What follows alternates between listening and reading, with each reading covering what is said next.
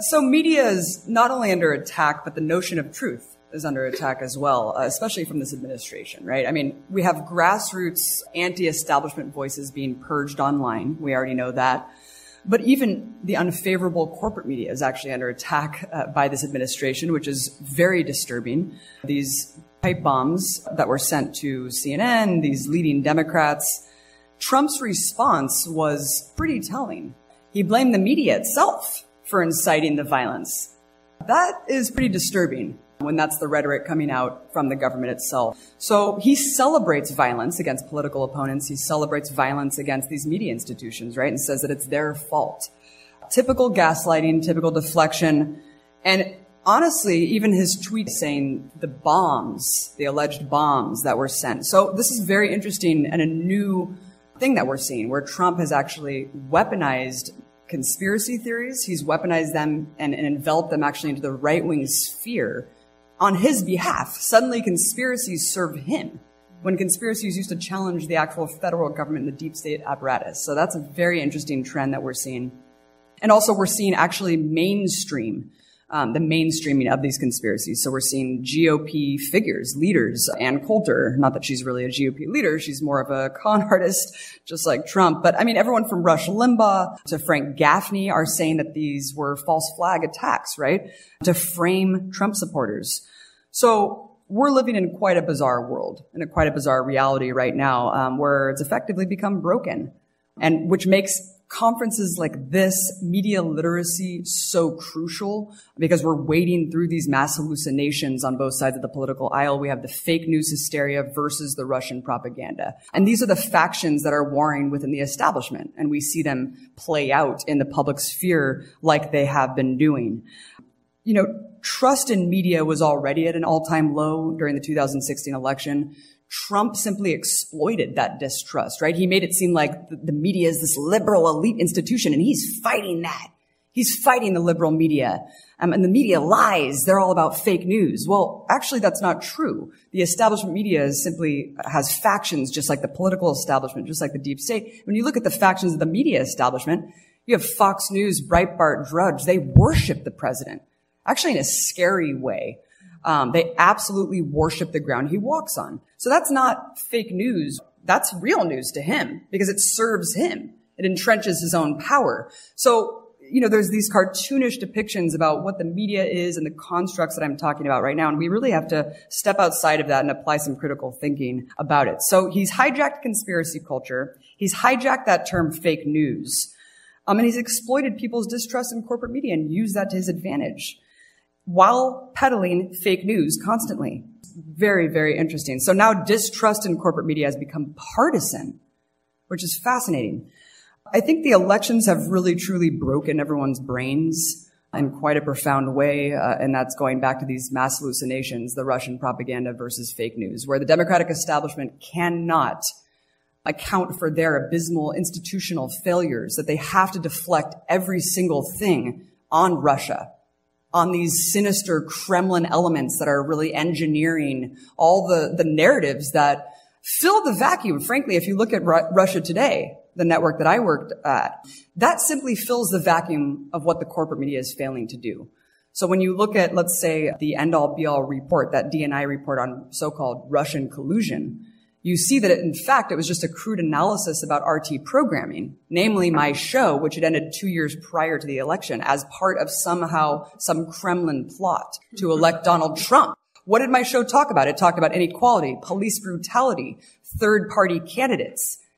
So really, when you kind of understand what they're calling Kremlin propaganda, it's what really counters that narrative, that mainstream narrative in the bipartisan foreign policy consensus. Anything outside of that sphere is fake news, is Russian propaganda, and is being sinisterly engineered by Vladimir Putin. You know, the neoliberal blob acts like it hates Trump. I think we all kind of understand why at this point. I mean, he really ripped the mask of empire right off. He makes empire way less palatable to sell around the world. But they don't hate him for the right reasons, right? They don't hate Trump for carpet bombing civilians. They don't hate him for endorsing genocide in Yemen. They don't hate him for endorsing apartheid in Israel, where journalists are getting assassinated on a weekly basis on camera. No, they don't hate him for those reasons, do they? No. In fact, even though they call him a potential Hitler who should have no power at all, they're perfectly comfortable granting him a $700 billion military budget and warrantless wiretapping surveillance powers. In fact, they're pushing him from the right, actually, on a lot of these issues. Militarism, war, whether it be calling him weak for pulling out of a Cold War missile treaty that sets us on a path to nuclear war. He's weak. That's giving Vladimir Putin a present. He gave him a gift. Can you believe this? And you have leading Democrats actually pushing Trump from the right, preemptively blocking the removal of troops from South Korea, just in case. Just in case. I mean, this is some really, really warped things going on. And the corporate media, of course, is weaponized not only to protect the corporations that subsidize these networks, but it's also weaponized on behalf of empire to sell empire and to maintain U.S. hegemony around the world. It cartoonishly tells us who's our friend and who's our foe. It just lays it out for you, right? Iran, North Korea, Venezuela. Who's our friend? Saudi Arabia and Israel. Two of the most egregious human rights offenders in the world today. That is quite astounding. And you know, when this brutal dismemberment, and it is a absolutely horrific story, this brutal dismemberment of this journalist in the Saudi consulate, why was that all of a sudden noticed by the corporate media when they had ignored, you know, an ongoing genocide in Yemen where twice as many people that died in the Holocaust, actually up to 3 times, could die from starvation by the end of this year? Why was that not newsworthy? Could it be because this was one of their own? This was an elite journalist. You know, he was a Washington Post journalist. He was an elite figure in those circles. And so I think that really struck fear in their hearts. And all of a sudden, so what are they calling for? Well, they're not calling for anything good, you know, actual democracy in Saudi Arabia. No, they're calling for just another puppet, one who will fit more in line, who won't make as many waves.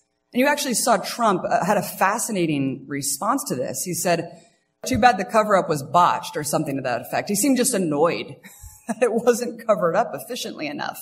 So now he has to maybe do something about it. But don't worry, he's not going to do much, because he actually said brazenly, again, removing the mask of empire, Trump actually said, no, we can't sanction Saudi Arabia. We can't lose the billions of dollars in weapons sales to Saudi Arabia.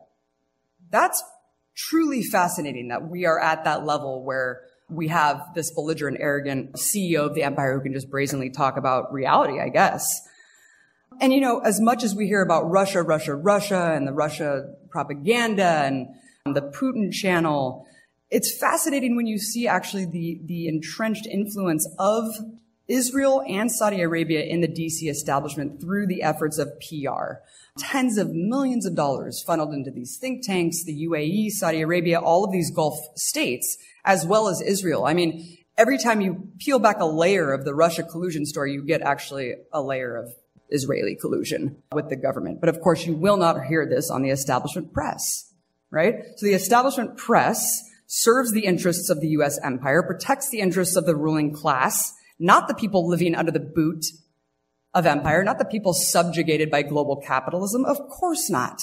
And they'll bemoan outlets like Russia Today for propaganda, but they act as an extension of the state. What is the difference between U.S. corporate media and what Russia Today is? There is no difference. It's actually much more scary because it's obfuscated in, you know, hundreds of different entities, and they couch their opinions and they pretend like they're so-called objective journalists, but they couch those opinions in these think tanks that are stacked with CIA contractors and cops and defense contractors. You know, we do not hear on the corporate media about half the country living paycheck to paycheck, about people not having $1,000 in savings. That's the reality that we need to reflect. That's why institutions like Project Censored are so crucial to spread this message to the public. That's the foundation of democracy, right? So I do a show called The Empire Files, which uses the U.S. empire as a starting point, as a frame of reference to analyze all domestic issues and all international issues through this lens, because it truly is crucial to understand how the world has been shaped by colonizers and retell the narratives of the marginalized and oppressed that have been affected by the colonization of the planet and the U.S. empire. But of course, nothing that I talk about on the show is allowed on corporate media, which is why we go to places like Telesur, like Russia Today, to tell these stories, because the parameters of our debate are extremely limited. And they perpetuate these hierarchies of oppression, of course. So that's where we're at. We're here now where we've been able to build up our voices on social media and alternative media, and we've challenged these institutions. We've challenged these entrenched corporate media entities, and that's why we're seeing this wave of censorship now online. They've become privy to it. We've been able to challenge the power of CNN. We've been able to challenge the audience of CNN with some of these institutions that we've created in a grassroots level, and that scares the hell out of them. So now we're seeing them working in concert with tech agencies, working in concert with the U.S. government. They're not private corporations. No, they're public commons that we bought into to reflect the egalitarian nature of the internet. And now they're not just private corporations. And no, they're not just doing this on their own. They are literally working with the U.S. government to shut down alternative voices online. But that is why Project Censored is so crucial. It seems terrifying, this wave of censorship. It seems daunting. We're totally disempowered by this kind of force that seems totally out of our control. But it should be a sign of how well we're doing to challenge these paradigms and these institutions, the old guard.